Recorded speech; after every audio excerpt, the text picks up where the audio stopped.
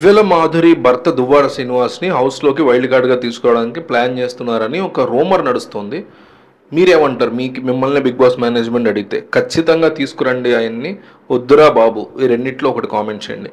దువ్వాడ శ్రీనివాస్, దివ్యల మాధురి ఈ ఇద్దరు వ్యక్తులు కూడా విపరీతంగా ఫేమస్. వైసీపీకి సంబంధించినటువంటి నాయకులు.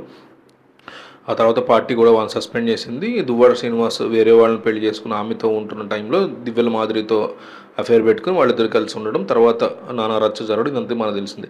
బిగ్ బాస్లోకి రావాలని చాలామంది తోహతహలాడుతూ ఉంటారు.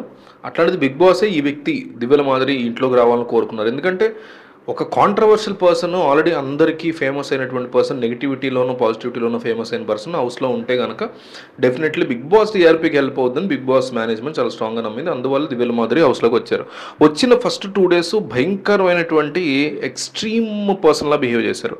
అరవటం, గొడవ చేయటం, ఉత్తుత్తనే గొడవ పడిపోవడం. కళ్యాణ్ కానీ, తనుజ కానీ, రీతు కానీ వీళ్ళు వాళ్ళని లేదు, ప్రతి ఒక్కళ్ళ మీద పడిపోయి గొడవ చేశారు. తనుజ కింద ఉన్న ఓటింగ్ని చూసో మరి నిజంగా తనుజ నచ్చు మాత్రం తనుజతో చాలా మంచిగా పాజిటివ్గా సరదాగా ఉంటూ వస్తున్నారు. అట్లాంటి దివ్యల మాధురి 2-3 days తర్వాత నుంచి చాలా కామ్ అయ్యారు. రీసెంట్గా పెట్టిన mass Madhuri and silencer Sanjana ఈ 2 వెర్సెస్ పెట్టినటువంటి టాస్క్లో చాలా బాగా పెర్ఫామ్ చేస్తున్నారు. అంటే ఆ కైండ్ ఆఫ్ ఎరగెన్స్ని పక్కన పెట్టేసి గేమ్లో బాగా ఇన్వాల్వ్ అయ్యారు ఈ మధ్య కాలంలో. ఎస్పెషల్లీ భరణి వెళ్ళిపోయిన తర్వాత హౌస్లోంచి మాధురి తన టూ మచ్ ఆఫ్ ఎనర్జీని పాజిటివ్ వేవ్లోకి తీసుకెళ్లారు. ఎరగెంట్ వేవ్లో కంటే కూడా మన ఎనర్జీని ఎప్పుడు పాజిటివ్ వేవ్లోకి తీసుకెళ్ళాలి. అట్లా తీసుకెళ్ళారు. మళ్ళీ రేపొద్దున మళ్ళీ వెనక్కి వస్తే మనం అప్పుడు క్రిటిసైజ్ చేద్దాం, వేరే విషయం.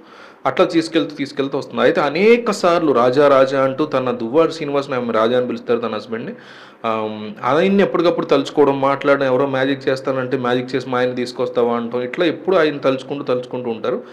అలాంటి దువ్వాడ శ్రీనివాస్ని వైల్డ్ కార్డ్గా కానీ లేదా ఫ్యామిలీలో వస్తుంటారు కదా అట్లాంటి టాస్క్లో కానీ లోపలికి తీసుకెళ్ళాలి అని కోరుకుంటున్నట్టుగా చూస్తున్నారు. అలా ప్లాన్ చేస్తున్నట్టుగా తెలుస్తుంది. బయటేమో దువ్వాడ శ్రీనివాస్ కూడా ఆవిడకి సంబంధించి మాట్లాడుతూ ఆవిడ ఏం చేశారు ఏంటి ఇంటర్వ్యూలు ఇస్తున్నారు.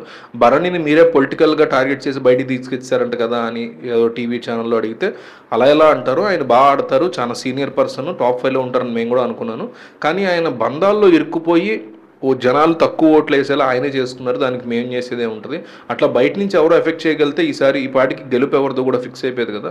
అట్లయితే నేను డైరెక్ట్ దివ్యల మాధురికే కప్పిప్పించాలని నేను చేసుకోగలను కదా. అట్లా కుదరదు. తను ఆడి గెలవాలి తనైనా సరే. హౌస్లో తను వెళ్ళిన తర్వాత బంధాలన్నీ పటాపంచలు చేయగలిగింది. అందరూ ఎవరికాళ్ళు గేమ్ మీద ఫోకస్ పెట్టారు మాధురి చెప్పిన మాటిని అంటూ తను ఇష్టపడి తన ప్రేయస్ని ఎక్కువగా పొగుడుతూ ఒక ఇంటర్వ్యూ కూడా ఇచ్చారు.